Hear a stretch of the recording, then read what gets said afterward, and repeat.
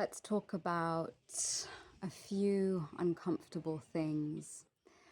I am creating this video actually because I had already created a video on TikTok, but it was removed.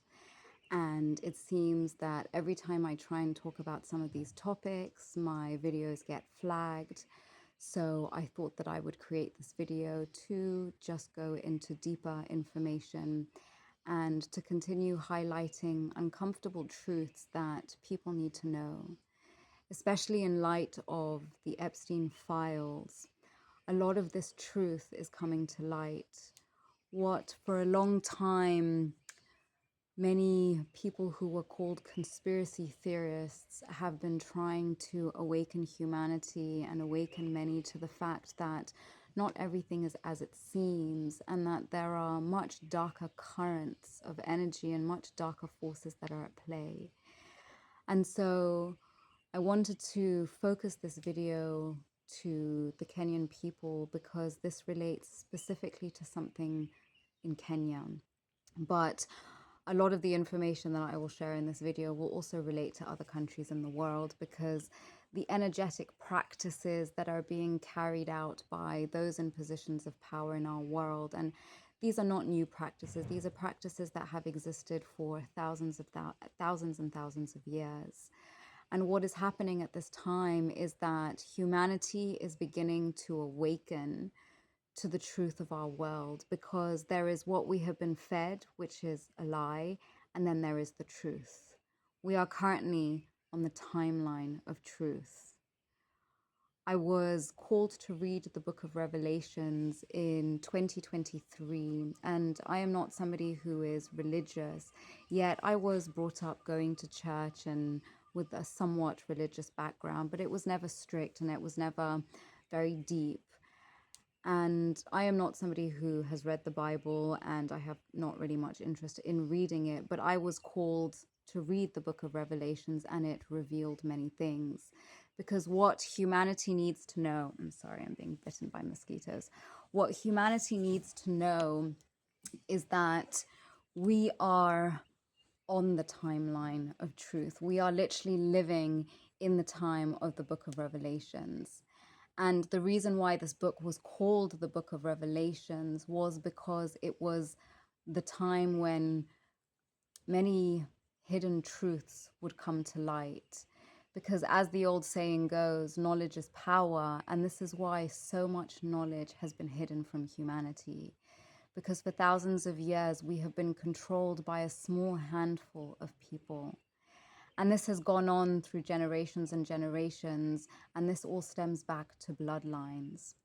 But what I really want to focus on in this video, and I want to talk about the video that was removed from TikTok, is the Shakahola incident that took place in Kenya. Because remember in 2023, when I think everyone in Kenya remembers the Shakahola incident. But I remember around this time, I hadn't heard about it, but at the time, a lady that my sister knows who lives in Australia reached out to her and was like, what is going on in Kenya? We're hearing some horrific news of things that are being found over there at this time.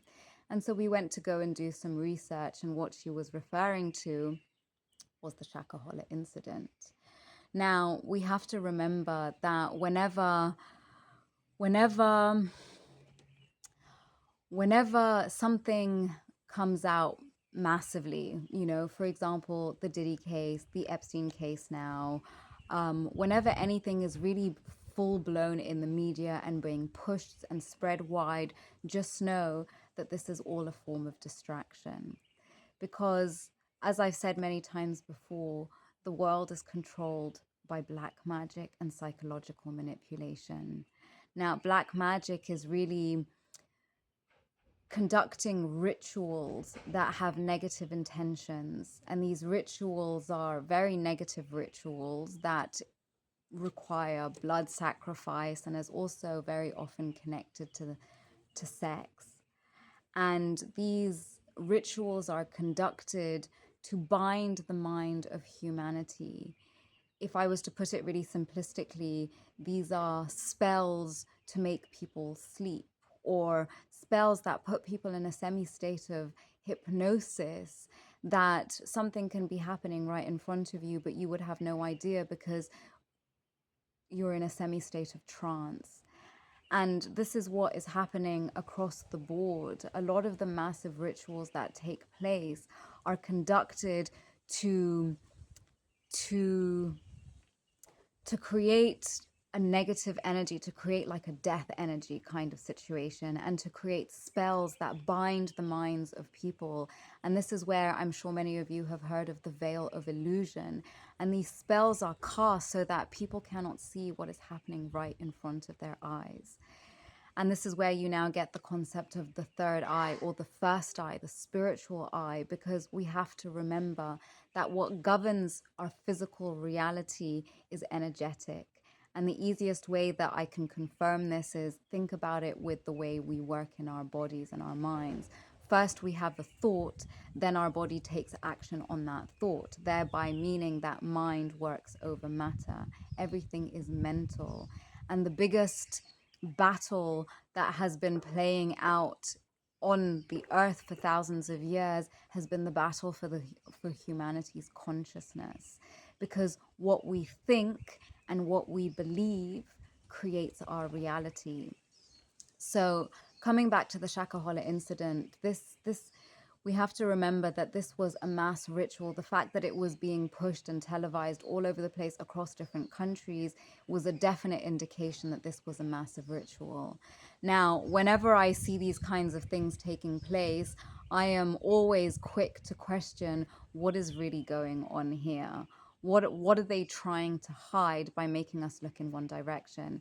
And this is how magic works. If you look at, magic, when someone is performing magic tricks on a stage, for example, it's all about illusion. So they will distract you over here so that they can really be doing something over here, but you're totally unaware of what is going over here because you were looking over here. So that is what the Shakahola incident was about. And let's remember, Kenyans, that around that time, there were all kinds of things that were coming at us. There was the Endarasha kids that came after. Then there was the whole Adani situation. There have been so many things that have been coming up since 2020. So now, what I found really interesting when I started going down the rabbit hole of the Shakahola incident is it was very strange because, oh yes, sorry, I'm going to jump around a lot. There's a lot of information. So around the time that this whole Shakahola situation was happening, I remember that I was actually in Kilifi around that time. And what's important to highlight is that Shakahola is somewhere near Malindi. So I happened to be in Kilifi at that time attending some work event. And I kept on hearing people say Shakahola, Shakahola, Shakahola. And people were just saying that word all the time. And I was just like, why is everybody saying this word? And so I found it very strange. But prior to that, when I had started doing more research, is I came across so a few years before colonization ended in Kenya, though did it really end? I guess that's a conversation for another day. But so before Kenya gained independence, there was an inquiry that was done where some gentleman was sent from the UK to come and do an inquiry in Kenya because there was a lot of information getting back to the UK that there was a lot of violence that was taking place. And we all know that though many have forgotten, again, because of all the black magic that has been done and all the rituals that have been conducted on this land for a very long time, is that Kenyans are extremely spiritual people, and many of you might have heard of the prophecy that spiritual revival was always destined to come through Kenya. Because when you look into a lot of the symbolism, especially connected to Mount Kenya, which is the most powerful portal on the earth, and even if you look at the African continent, when you look at it, essentially it's like you're looking at a skull. You're looking at the side of somebody's head. And when you pay close attention, you'll notice that the eye of that face and of that skull is where Lake Victoria sits. And if you look at where Lake Victoria is looking to, or where the eye is looking to, it is looking directly towards Mount Kenya, the true Mount Zion. And let us not forget that the true Israelites of the Bible are not the people who are sitting up there in the desert land, but are the people of Africa, because Africa was Eden. Africa was always the Garden of Eden, because Africa, if we look at all the continents, Africa was the continent with the most abundance. Everything was rich here until foreigners, whether this be the Arabs, the Portuguese, the British Empire later on, all came here wanting to extract everything that this land had to offer. And not only were they extracting from the land itself, they were also extracting from the people. Because one thing that I can say for sure is that Kenyans are extremely spiritual people. And this is just deeply within who they are, whether they realize it or not. There is a different frequency here in Kenya that you do not find anywhere else. And the fact that the prophecy stated that spiritual revival would come through Kenya, let's not forget when the first Maandamano happened and how quick we saw Gen Z uprisings across the rest of the world. Kenya was the one who initiated that. So everything that happens in Kenya is what then happens in the rest of the world. This is why Kenya has also been known as the kingmaker, because Kenya holds the seat of power, which is why there have been many leaders who always come to Kenya. The fact that Queen Elizabeth became queen here in Kenya, the fact that Charles came very soon after he was made king. There's a lot, and I've done other videos about that. You can go and check them out on my TikTok. But essentially, so because Kenyans hold so much power, and because some of the most ancient bloodlines in the world were born through this Stargate of East Africa, there has always been a lot of interest in this place. And this is also why we see the UN offices moving their headquarters from New York to Kenya, because they are trying to state that Kenya and Nairobi will be the seat of the new world order. Just the fact that behind the Kempinski, we have the global trade, what is it? The global trade organization, the global trade, oh, I can't remember what it's called now, but it's there just behind the Kempinski. And isn't it interesting that the two towers that fell in 2001, they were called the World Trade Center, and then it became the Global Trade Center. So you have to start paying attention to all the symbolism, because everything is hidden in plain sight. So because of the power of the Kenyans, all of these foreigners that came into this land were not only extracting from the land, but also extracting from the people. Because once upon a time, the Kenyan people had extremely powerful magic, and that too needed to be taken, which is why the Mau Mau, who had a very strong spiritual oath in which they were willing to die in the name of the liberation of Kenya and her people. And this is why there were many concentration camps during the colonial times, where a big part of what these concentration camps were about getting the Mau Mau to break their oath. Because this is why religion was also brought in, because they needed to move the Kenyans away from their original African spirituality towards Christianity. And let's not forget that Christianity was not a religion or a movement that was started by Yeshua. Christianity was a movement that was started by the Roman Empire, the very empire that put Yeshua to death. And they saw that many people were starting to follow the teachings of Yeshua. And so they couldn't stop the movement. So what they did was that they usurped it. And they shared these teachings in a distorted form to the African people when they forced the Bible upon the people of Africa. And before them, let's not forget that in the coastal areas, they enforced the Quran. But nor Christianity nor Islam are African faiths. And it is high time that we as Africans put down these faiths, because we have taken on the faith of the very people who came to colonize us, both mentally, physically, and spiritually. So coming back to the Inquisition that was being conducted at the time before colonization ended, so there was a camp and I'm not entirely sure where it was, but it was in a place called Hola. And I'm not sure geographically where that sits, but something tells me that it was there somewhere towards Mount Kenya. But I could be wrong. If somebody has the information, please do let me know. So as I was doing my research, what I found out was that in this concentration camp called Hola, this is where the most difficult Mau Mau freedom fighters were being sent. And a big part of what the guards were to do there was to break the Mau Mau oath. And there was a period where there was a massive massacre. There was a massacre that took place in this Hola camp where essentially many guards started beating, and I think there were about 80 or so people that were in this camp. And all these guards started beating. And there was one round of guards that came and were beating all these Kenyans, but these Kenyans were simply not dying. So another round of guards came on board and continued beating these people until eventually, I think it was 12 people died. Now, because there was this inquisition taking place and there was a lot getting back to the UK about the violence that was taking place and the inhumane treatment, because let us not forget, Kenyans, that some of the most inhumane and brutal torture took place in Kenya during those colonial times.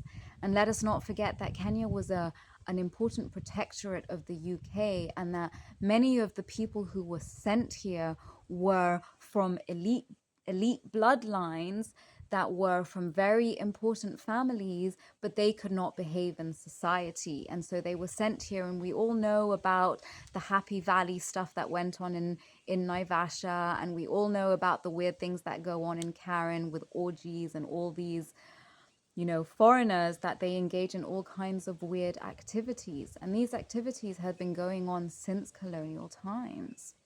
So these 18 people, was it 18 or 12 people who died in this Hola massacre? What was very interesting was that their bodies were taken, they were airlifted by plane, and they were taken to Malindi and they were dumped in Malindi. And the information that was given was that these people had died of water contamination in Malindi. Now, let's move forward to 2023, when the whole Shakahola situation took place. And so when I was there in Kilifi around that time and everyone was saying Shakahola, and I started looking into, okay, well, where actually is this Shakahola forest? And it was very interesting because as I tried to look into Google Maps, because I was like, well, I'm here, I want to go there and just see what I pick up energetically. But as I put it into Google Maps, no matter how much I looked and I searched, I just couldn't seem to find it. I just didn't know where it was, and there was no directions to get there, and it was very strange. But as I was doing more research into this Hola massacre, what also came up, which was very interesting, was that there was a forest in somewhere near Malindi called the was it the Shaka forest or the Hola forest? Anyways, I can't really remember. And so this forest was actually a sacred forest where, because let us not forget that there was a lot that happened in Malindi with the uprising of Mekatilili Amwenza, when she essentially slapped a British colonial officer and led the Giriama people in an uprising against the colonial people. Now, what was interesting is that Mekatilili Yamwenza was connected to this forest, and that the elders from the Giriama tribe, who were connected to that forest, essentially said to the Mau Mau around colonial times that for those of you who have been kicked off your land and have nowhere to be buried as you pass on into the next world, you are welcome to be put to rest here in this forest, and know that your soul will be safe because this is a sacred forest. So the fact that all these years later in 2023, around the time when we feel the energy of uprising that has been coming through the Kenyan people. Because I remember in 2020, I got the download very clearly, Africa Rising. And since that time, we have seen the African people of the world raising up and starting to take a stand and demanding more, because we as melanated people have accepted so much nonsense. And it is time that we call our power back. So the fact that now all of those bodies were found in the Shakahola forest in 2023. And now what's also very interesting is that this was all because who was tied into being part of this cult that was taking place there was this Pastor Mackenzie guy. And so when I went to start doing more research into him, I was like, I want to go and find out more about this story for myself. So off I went to find more research about him, and I came across an interesting article which was on about page 4 of Google. And what this article was stating was that this Pastor Mackenzie actually had quite a large congregation when he was in Nairobi, and he was awakening a lot of Kenyan people to uncomfortable truths. And what he was telling people within his congregation is, take your children out of school because they are being indoctrinated. Now, we all know about the number of children that have been forced vaccinated in schools against parental consent. Now, all kinds of indoctrination is happening in the schools, and all of this is now coming to light. I mean, again, I'll highlight the Endarasha story and all the stuff that has been coming to light about education in Kenya also recently. Now, he was also telling his congregation, do not have your children in the hospitals because all kinds of weird things are happening in the hospitals. Interestingly enough, there was a lady who shared a video on TikTok recently where she was saying that she had been part of a satanic cult and she was a nurse, and part of what she was called to do was to go and retrieve. So after women would give birth, they would have, you know, sanitary pads that they would use because they would be continuing to bleed. And so that woman would be told to go and retrieve the sanitary pads of these, you know, newly made mothers, because the blood from the sanitary pads would be used in satanic rituals. So he then also went on to tell his congregation, do not trust the government because the government is lying to you, something that we have known for a very long time. But finally, the Kenyan people are really starting to awaken to. And so because he was awakening so many people, of course, he had to be made an example of. Because what's interesting is that Pastor Mackenzie actually went on to say that he was told by God to leave the church in 2019 and to actually move to Malindi, where he was to become a farmer. So it's very interesting that he would somehow have been able to continue bringing this cult into extreme fasting up until their death, when he was no longer actually even preaching at that time. Now, what's also interesting is that a lot of the bodies that were being exhumed from the forest around 2023 was, whilst we were told that they died because of fasting, a lot of these bodies were being found with blunt force trauma or even missing organs. Now, recently there was a video that came out that stated how Kenya had recently been ranked about second in human trafficking. And with the whole Adani deal that was supposed to go on, and around the time that the Endarasha situation happened, and there were all these massive blackouts, and we don't really know what was coming in and out of the country, it's very interesting to think that not always people are moving, perhaps it's just their parts that are moving. So it was interesting because when I had posted this video to TikTok, somebody posted in my comments that there was actually a cult that was going on there close to Malindi, where there was a lot of organ harvesting that was happening.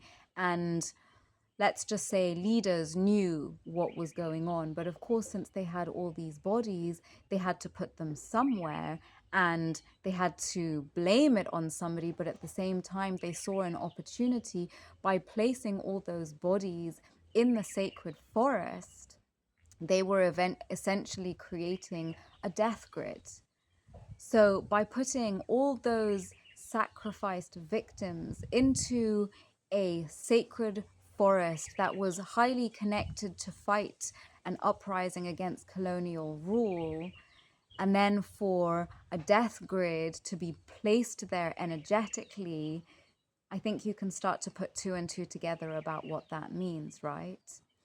So not everything is as it seems, and the fact that that video that I had posted on TikTok got hundreds of thousands of views and was very quickly then taken down for apparently removing community guidelines, yet everything I'm sharing is based on factual information and research that I found online. So I'm not inventing anything really, I'm just putting together the different parts.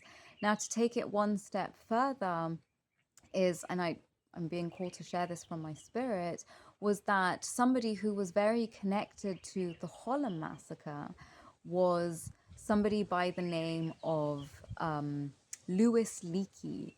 And Louis Leakey has been very much connected to conservationism in Kenya. So he was an anthropologist, but his family and his descendants are very much connected to the tourism industry and connected to conservation.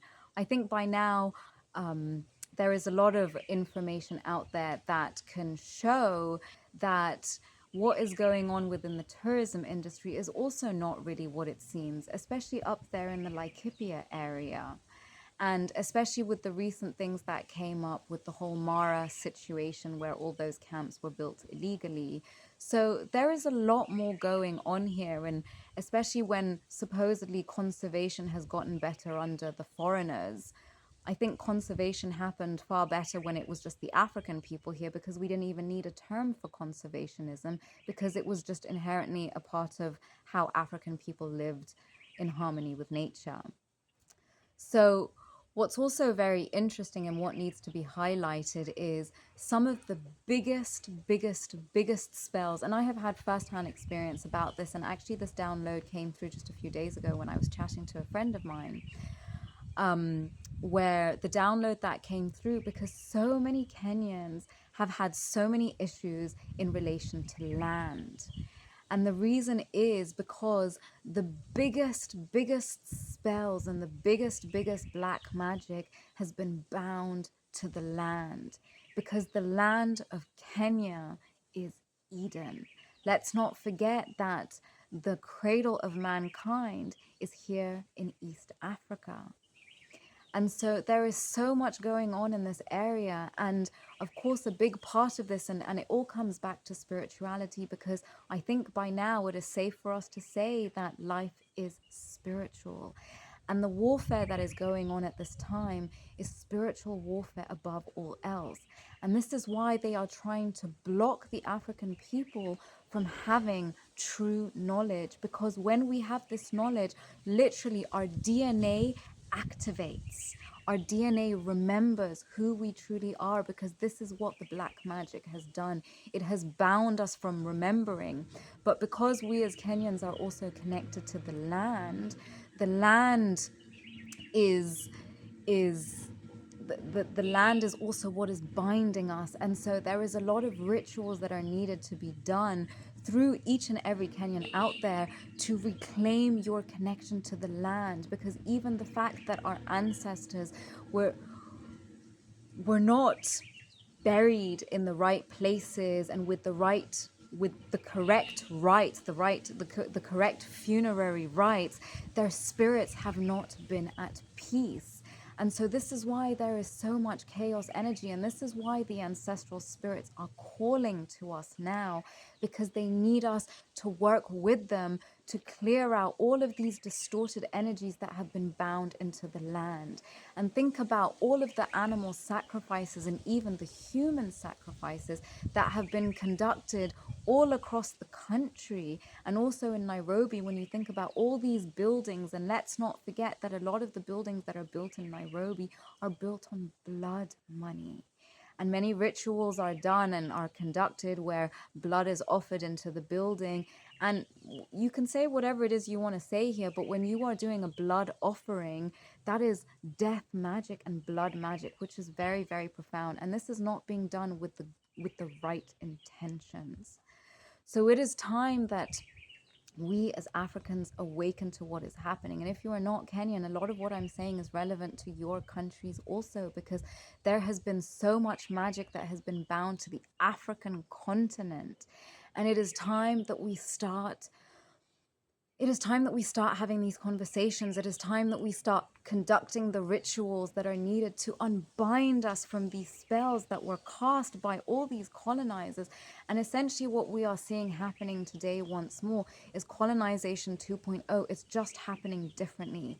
It might not be happening by force now, but it's happening financially and economically. This is why so many people are feeling financially bound and constricted, is so that people will accept whatever the foreigners that are coming in with their blood money are going to offer.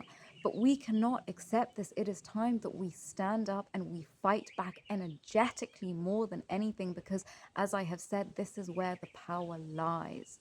So if you are ready to turn your life around and to start taking action, then I will also be hosting an event in Nairobi this coming Saturday that will be focusing on how we can start to unbind ourselves from these rituals that have been conducted for such a long time, and how we can start to free ourselves, because a lot of the challenges that we are carrying today are ancestral challenges that started back then. But it is time that we liberate our ancestors and therefore also our bloodlines and our lineages from all of this torment and all of this nonsense that has kept us bound, but no more.